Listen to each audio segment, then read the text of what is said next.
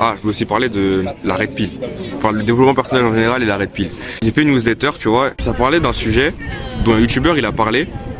Et sauf que la vidéo du youtubeur, je la trouve super bien, tu vois. Donc je vais mettre son lien en description parce que je me rappelle plus. Ça disait que le dev perso, ça nous rend très égoïste, tu vois. Ça a tendance à nous éloigner de ceux qui sont plus proches de nous, genre du coup notre famille, nos amis et tout et tout. En fait, on s'éloigne des gens pour s'améliorer nous-mêmes, tu vois. Et genre c'est purement égoïste et j'ai pas envie d'être un égoïste. Du coup, je vais te lire ma newsletter, si ça peut t'aider, tu vois, à comprendre un peu. Et ça te rappe, hein. Donc je te remets un peu dans le contexte, après elle m'a fait quitter. J'ai eu un peu ma phase, ouais, les meufs ça sert à rien, les meufs c'est tous des... Et j'avais de la haine pour tout le monde et tout, j'aimais pas la vie, tu vois.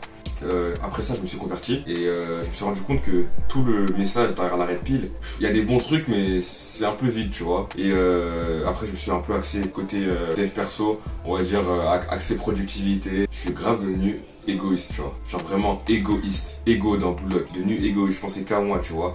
J'avais mon emploi du temps et je voulais que personne me dérange. Personne ne dérange mon emploi du temps. Pas ma mère, pas mon père, pas mes frères et sœurs, pas mes potes, rien du tout. Rien ne doit bouger mon emploi du temps, tu vois. Je pensais que mon temps à moi, il était plus important que celui d'autres personnes autour de moi, tu vois. Ça veut dire que quand on me demandait de l'aide, ouais mon gars, y a pas moyen que tu viennes, non. En fait, je voyais tous les services qu'on me demandait contre une attente à moi-même, en fait. En mode, tu me déranges dans mon business, dans mon lifestyle pour devenir un top 1%.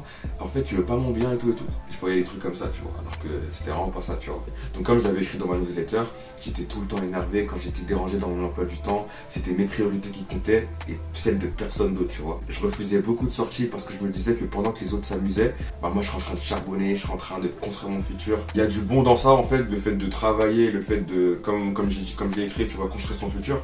Mais là, j'étais arrivé à un excès, tu vois. Et comment j'ai su ça? C'est quand j'ai compris que je ressentais de la haine. C'était vraiment de la haine, vraiment du dégoût en mode t'es un mec faible. Ah, tu fais pas les habitudes. Ah, t'as pas de morning routine en fait. Mais t'es grave nul en fait, genre. Et ça me fume. Et j'étais fou avant, c'est une dinguerie. Je voulais te dire à toi, je sais pas dans quelle période t'es, mais faut que tu comprennes que on n'avance pas dans une société tout seul.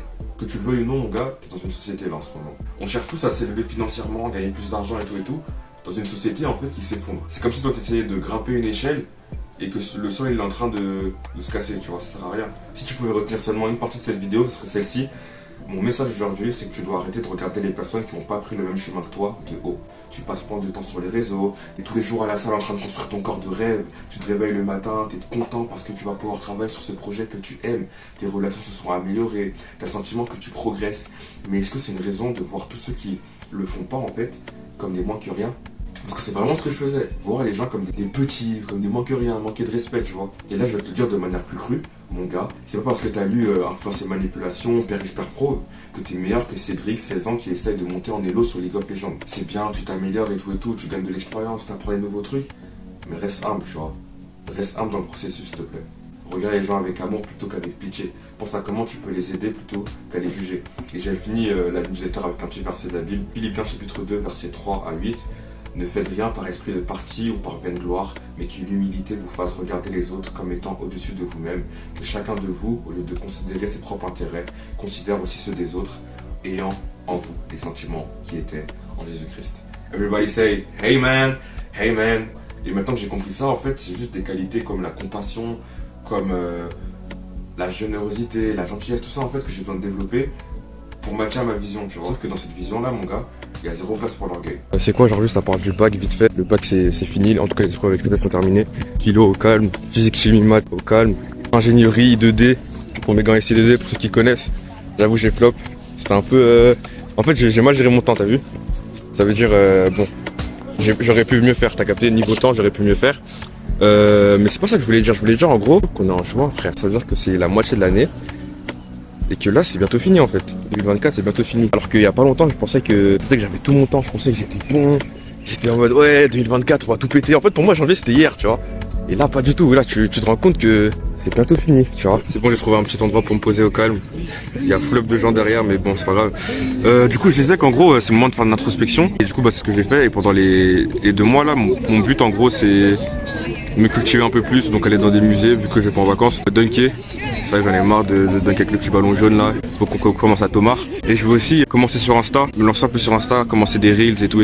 Ça pourrait m'être utile dans le futur. Donc follow-moi sur Insta, c'est le mec. Oh, les youtubeurs typiques. Follow-moi sur Insta et oublie pas de t'abonner et de liker.